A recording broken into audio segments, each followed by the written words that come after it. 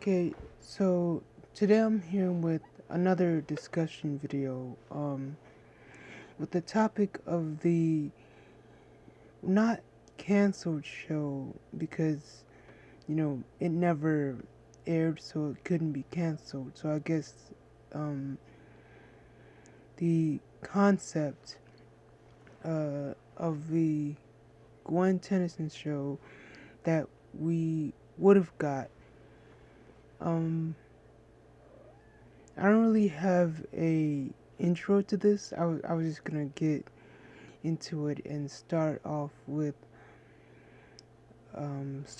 talking about Charmcaster's backstory, since in the show we would have seen her acting as the Kevin 11 of the show, being a perfect contrast to the protagonist. Obviously, being Gwen, she would be the Kevin to her Ben. So Charmcaster, being the daughter of Spellbinder, um, and also one of the last two remaining members of her race, those being magically a magical based human species. I don't know if they're human exactly or human like maybe they originated from humans and then they spun off into something else once they went to Ledger Domain or something. I'm gonna get into that later on in the video with like different aspects that they could have explored within this show. But first, I was just gonna go over the backstory of Charmcaster because I don't know, I just wanted to talk about her because I really like her character, and there was a lot of potential that they had, but because of the show ending, uh, and this show not being picked up, obviously they couldn't do that. So, Charmcaster, when she was about around 9 years old, her father fought against Edwidja, who is a geoclone who mastered the mystic arts, becoming one of the most evil and powerful sorcerers in the universe. In this battle, Spellbinder sacrificed himself in order for Charmcaster and Hex to escape to Earth. Without guidance from her father, though, she was raised by Hex, which, led her down a life of crime. And again, I'm gonna get into Hex later on.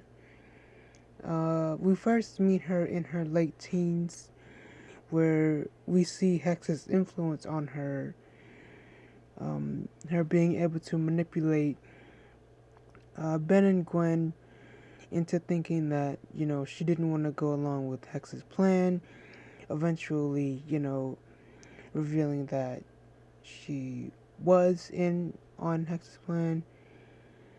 Let's see here if my mouse works correctly. Looking at my notes. So, she mostly hated Gwen because of the way I see it. She saw Gwen. She didn't see Gwen as a threat. Um, I don't even think like she saw Gwen as a threat. No, she didn't see Gwen as a threat. She didn't see Grandpa Max as a threat.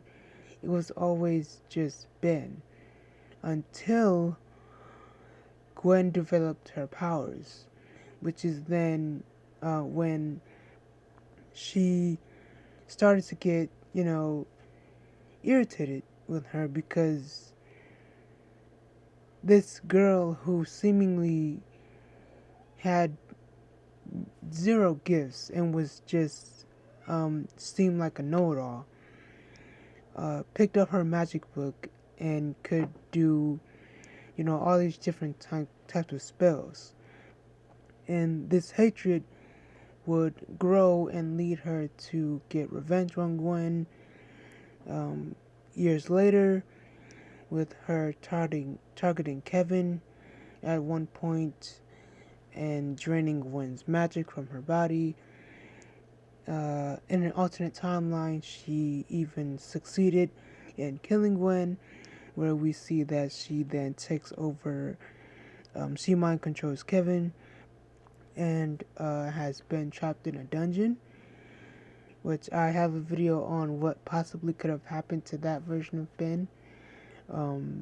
You can see that in the theory playlist, or I'll link it at the end of this video or whatever.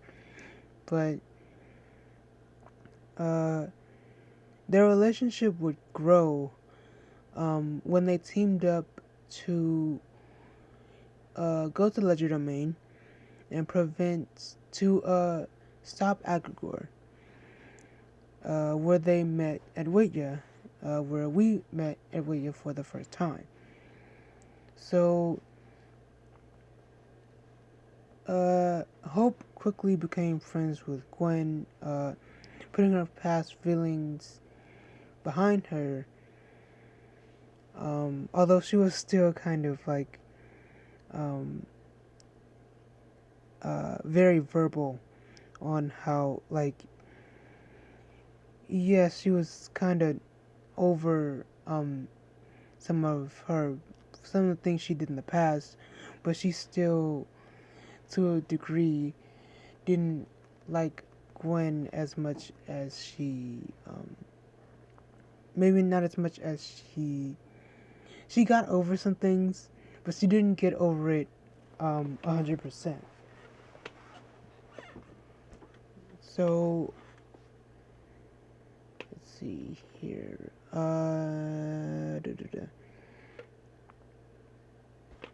At the end of that episode, we see her stay in Ledger Domain because she wanted to stop Edwidja and free her people.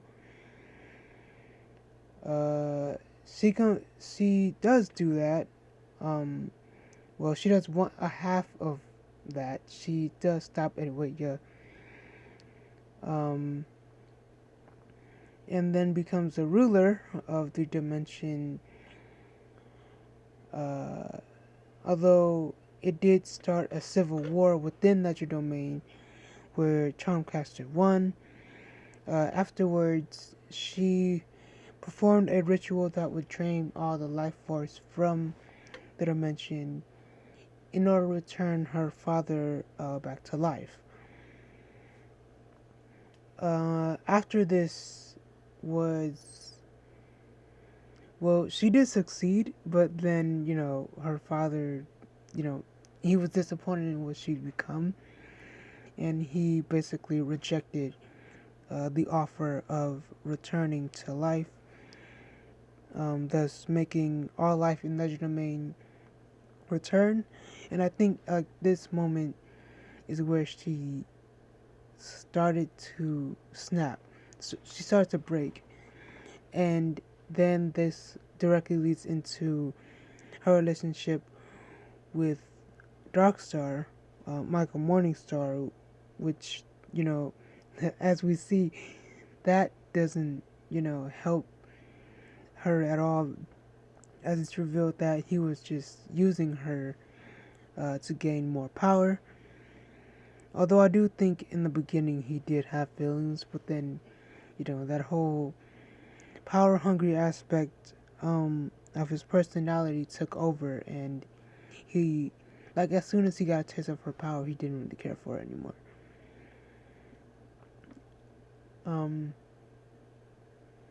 After Ben and his team returned to Ledger Domain in order to stop Darkstar, Charmcaster doesn't really understand at first until she realizes again that Michael never cared about her and just wanted her power.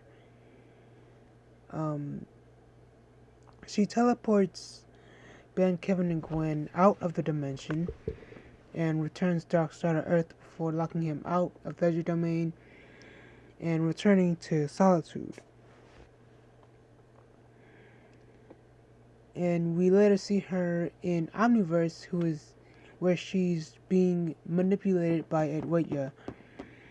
who she turned into a totem and placed in her magical bag. Aweija's manipulation, because she's the only one who can hear him, basically makes her seem like she's gone insane. And after these events where she tries to get the Alpha Room back from Discare, well, she does get the Alpha Room back from Discare. She's then defeated once more and teleported back to Leisure Domain, where we see her again, fighting Hex, turning him into a totem after he revealed that he, left his criminal life behind him,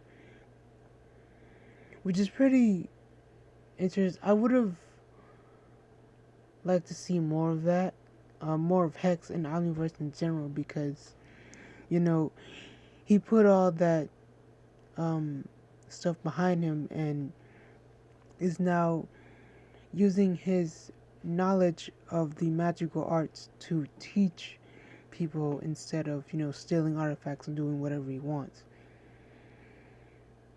He's giving back to the community rather than taking it away. So I would have liked to see that transition where he decides that, maybe what he's doing isn't the right thing to do or go about. But it was still nice, to see him as Hex. To see him as a good person. I would have liked to see that transition, as well as just more of him in general. Now, I might be biased because Omniverse is my favorite era of Ben 10, but I don't really mind what they did to Charmcaster's character in Omniverse. There is a lot of debate on that. Like, some people see Charmcaster and don't think she's a character. I think they're absolutely wrong, because I think she has one of the most interesting and tragic stories in the entire franchise, where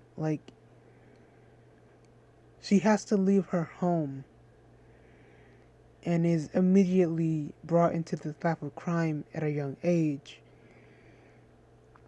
and then is bent on revenge, and then she seems like she's, doing okay until she returns to Leisure Domain, where, she starts a civil war. She basically kills everyone, tries to bring her father back to life, then starts going down this downward spiral. She starts to seem insane and probably is going insane. Like, she turns on everyone. She has potential to be a good person, but it seems like every time she takes a step back, she's taking two steps. Every time she's taking a step forward, she's taking 2 steps back, if not more. So, it's there's a lot there if you're willing to see it and pay attention and do the research, I guess, if you want to call it that. But stepping away from the possible Charmcaster redemption, where I actually want to talk about that for a second, a little bit, because we see Gwen put Charmcaster in Charmcaster is trapped within her spell bag, and is then put in the library, which is also Lucky Girl's headquarters. I think that, in a weird way, because she's trapped in a bag, she doesn't really have a choice to not hear what Gwen has to say. I mean, she can cover her ears, but she can't go anywhere. She's just trapped in this bag. But I don't think Gwen would just let her stay there. I think she'd find a way to suppress Charmcaster's abilities and then bring her out of the bag, and just talk about their past and how they can move on going forward. Like they like Gwen's smart. That's not a secret. That's not um it's clear throughout the entire franchise that she's a really smart person. I mean, she went to college at uh 15, 16 years old. So, she would find a way to appeal to Charmcaster's better nature and get that conversation, going. To start some kind of to get a better understanding on how Charmcaster thinks and why she's done the things she's done. But stepping away from that,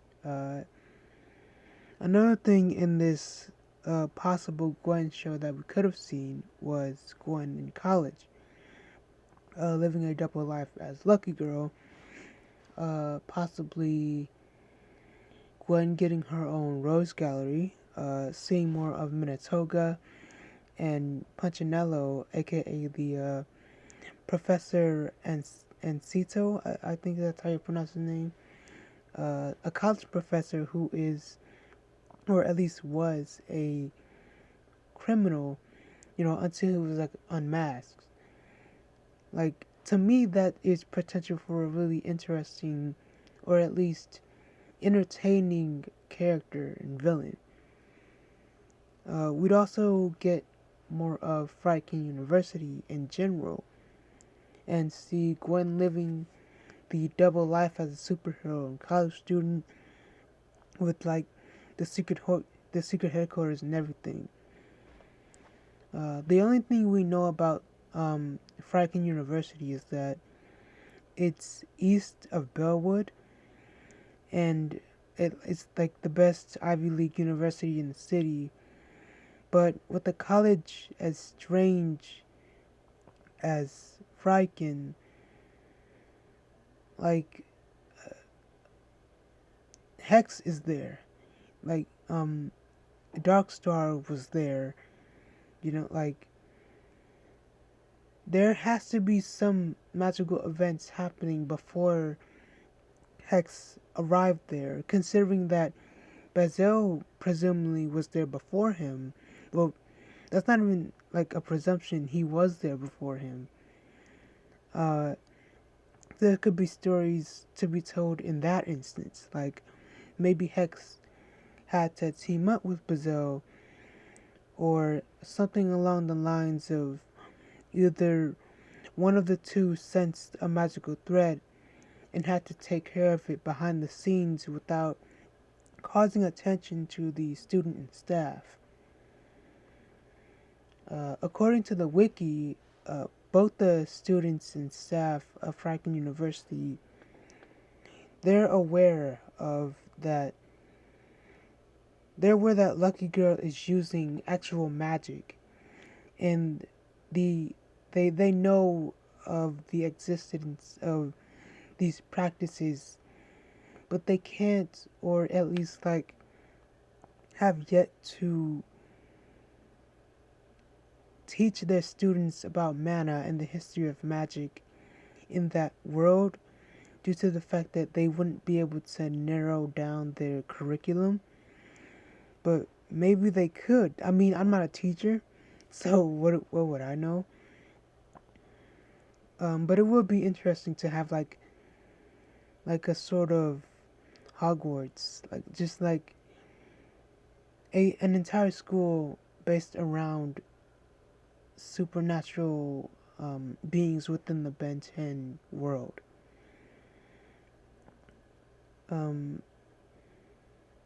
We never really got like a proper backstory on Bazil.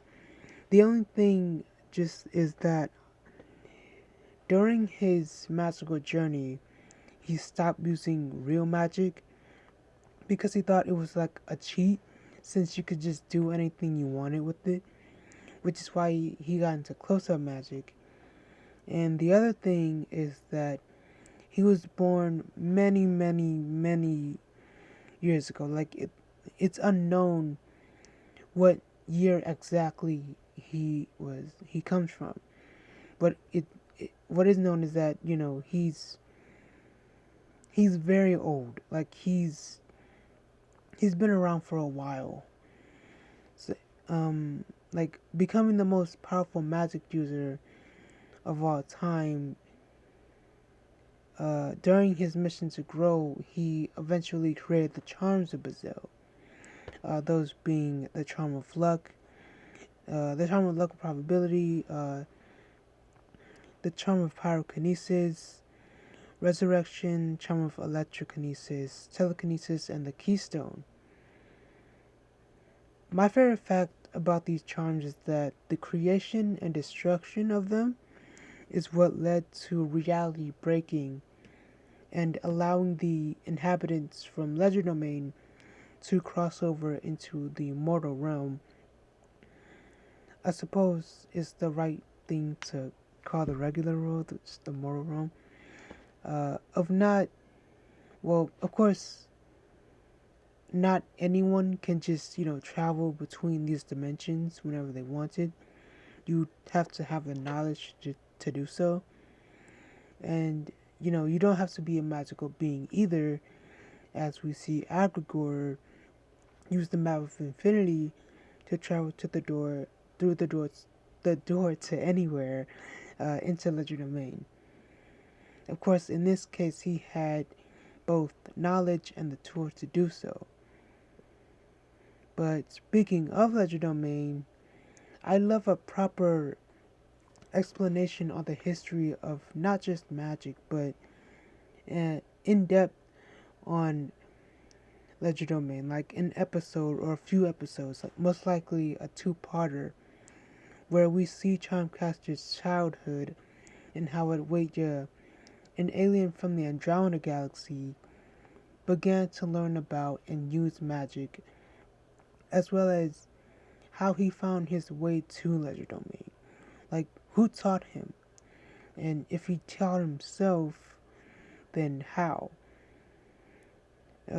Geoclones, as we see them, as we're introduced to them, are shown to be peaceful. Like, they're peaceful alien species. Like, they're truthful. They don't lie.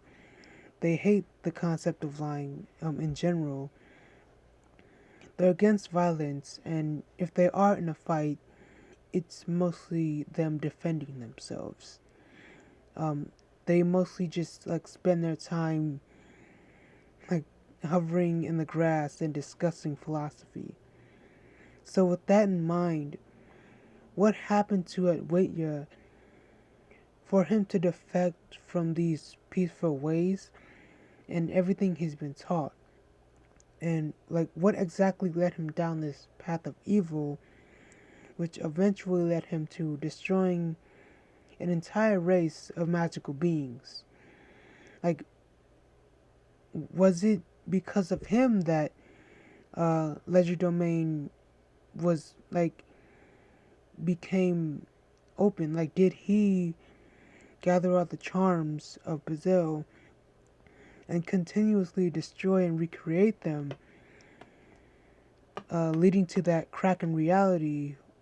Or like, did he inadvertently do it, just wanting these charms for himself and eventually accidentally using them, and somehow unknowingly unlocking this dimension full of magic, which led to him, wanting all the power to himself, with the inhabitants of Ledger Domain obviously not wanting to adhere to this outside force that's threatening them. They would obviously rebel leading to the destruction of their people, the death of Spellbinder, and Hex escaping with Charmcaster. There were probably plans to explore more of the magic side of things in Ben 10, but maybe things changed or they didn't have enough time. When Ultimate Alien was originally airing, and we got that, oh man, I forget the name of the episode. It's when Sunny comes to visit. I always thought that after that episode, like I was certain that we would eventually go visit Anodyne and see what the other Anodites were like and see what that planet was about. But we didn't. And I feel like there was so much there that they could have explored with all those aspects. Because the show was mostly, because Ben 10 was mostly focused on aliens and being a science fiction show, they couldn't do that. But with this Gwen spin off, we could have explored those elements, obviously, a lot more. Like, where does Charmcaster's people originate from? Like, did their ancestors originate from Earth, then discover magic, and in doing so, wondered where this power came from, eventually, finding its origin within Legerdemain, and then, just moved there? Like, does this race even have a name? Like, we never got that.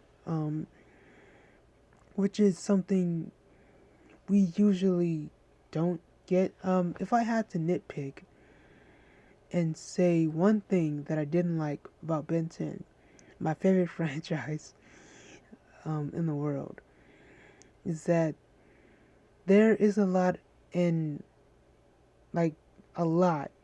of different alien species in this world that we don't know.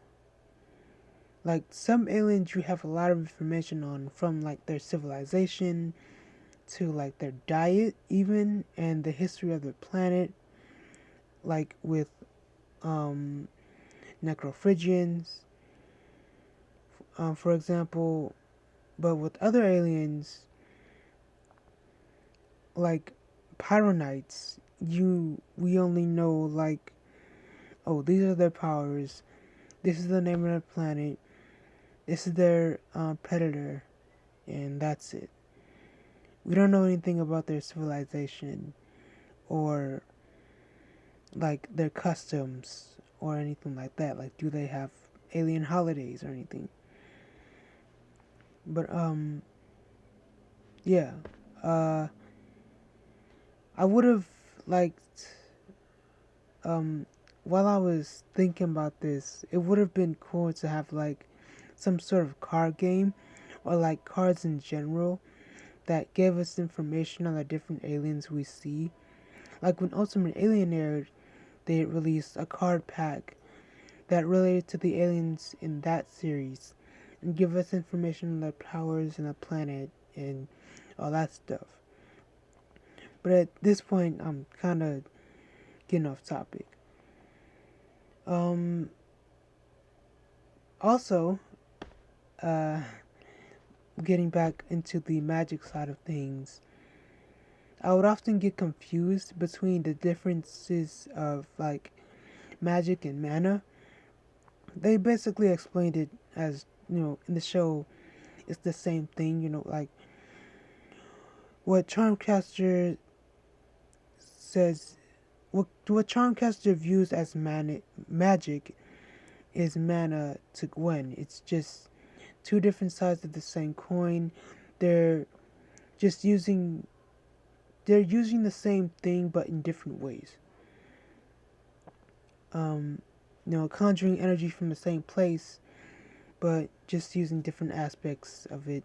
But all that to say, we couldn't got a lot a clear idea on how exactly everything worked, and a more information on what the magic world of Ben 10 really is.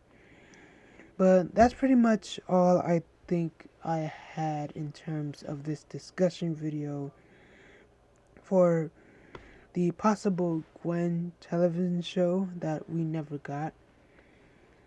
This was more of a Charmcaster video than anything, I guess, but I guess I'm more interested in her than Gwen. I don't know what that says about me. But there were rumors of a Kevin 11 show that spun off from the reboot. I don't know if that was true or not. I'm not even sure how much information I could get on that if I looked it up. But it's most likely that was just a rumor, or maybe that was just like an idea they tossed across, the table. They thought it was a good idea, but maybe when it came down to it, it just didn't work. I could talk about, that idea of a Kevin 11 show. But yeah, that's that. That was this discussion video on what I think we could have gotten, what information and topics could have been brought up in the possible Gwen TV show. Let me know what other topics I could talk about.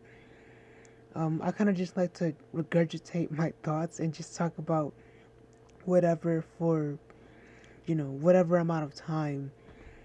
And I think these videos are really fun, to just talk and get a conversation going. But yeah, I'm gonna end it here. Thank you all for watching. Leave a like if you want, and I'll see you when I see you.